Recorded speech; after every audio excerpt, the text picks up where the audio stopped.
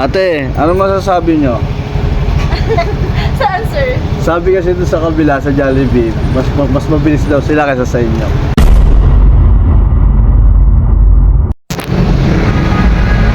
Ayan, dito kami ngayon. Nag-drive-thru na kami para sana mabilis pero ang tagal.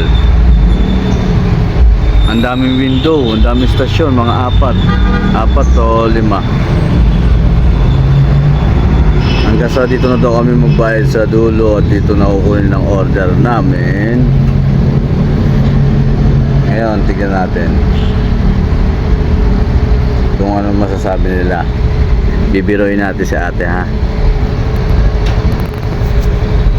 Oh, si ate rin yun, may window ulit daw. Yun na si ate, may window pa.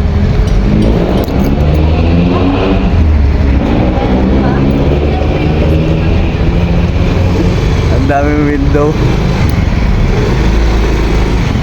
Yun na. 81 pesos. 8 pesos sila, sir. Right now. Wala eh. Ate, ano masasabi nyo?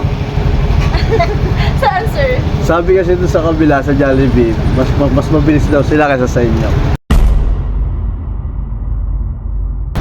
Sa kanila na kayo.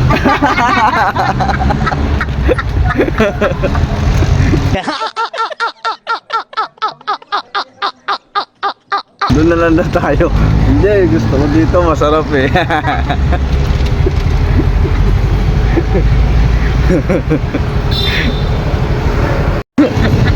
Pinatagal tuloy yung sukli namin. Ayan o. Oh, si ate o.